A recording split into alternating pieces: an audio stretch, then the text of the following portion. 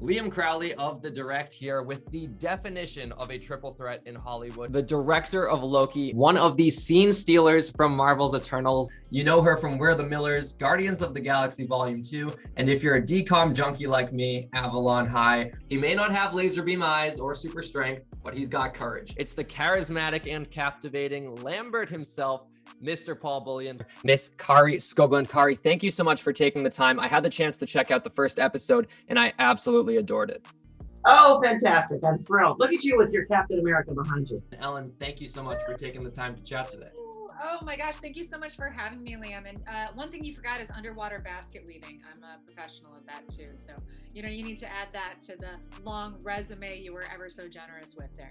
Wow, I don't even know what category that goes in. That's just like a miscellaneous skill. I absolutely love it. We've all seen the film and we're all just overjoyed with emotion with your character specifically. And your character, Karun, has had this cult following on social media as of late. Fans are begging to see more of your character. They want spin-off shows on Disney+. I just kind of want to get your overall reaction. What has this overwhelming support meant to you personally?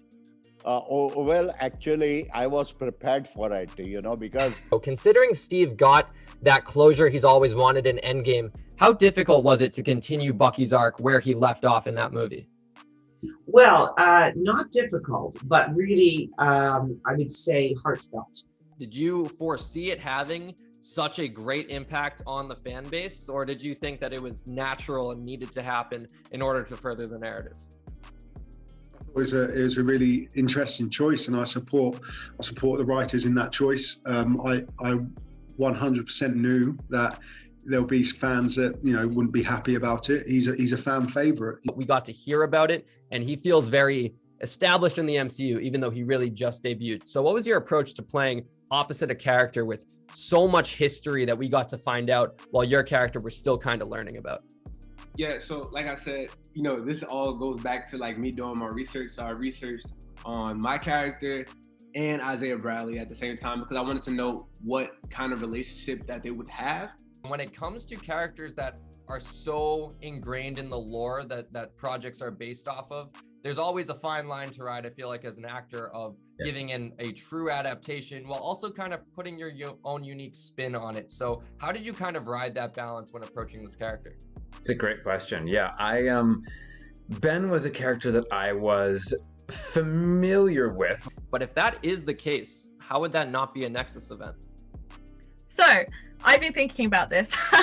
Sorry, because I'm just like,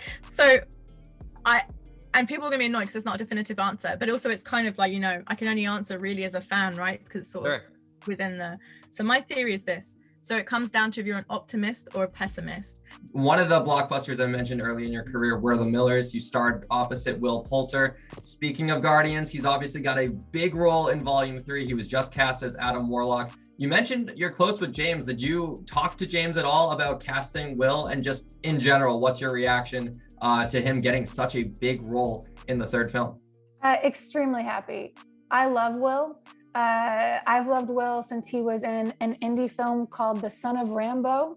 And speaking of Spider-Man, I did notice in your Instagram, back at D23, I believe, you posted a picture with Tom Holland, and you said in the caption, "Thanks for the kind words of encouragement." I'm just curious, Holland is kind of Marvel's resident young hero when it comes to all the Avengers. What advice did he give you? It's actually funny. I sort of one-upped him in being the youngest Marvel superhero now.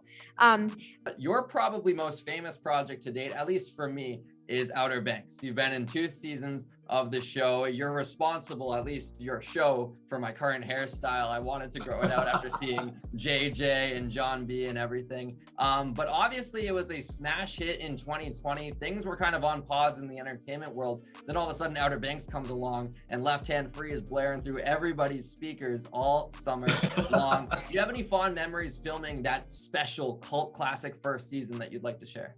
Oh man, it was just, it's hard to say with a guy who's not very nice on the show that he had a really good time hanging out with everybody.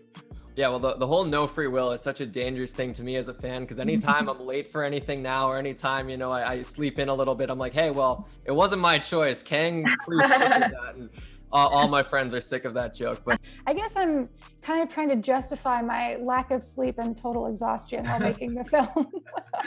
I love that reflection though, that it kind of perfectly married with your character of Mary on screen, having that chaotic mindset. That's really interesting to hear. Are you half Irish? Yeah, and my dad's right off the boat. County Cork. I got family in Galway, amazing. Kerry, everywhere.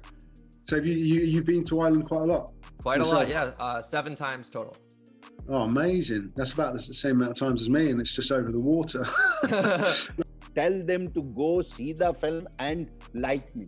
Okay, thank you very much. Harish, thank you so much for taking the time to chat today. Go see Eternals if you haven't already, and here's hoping for a Karun cut of Kingo's documentary in the near future. Until then, you can see Ellen Holman in her undisclosed role in The Matrix Resurrections, hitting theaters and HBO Max this month. I'm excited to check it out, whatever it is. Gary, thank you so much for taking the time. Thank you so much. See ya.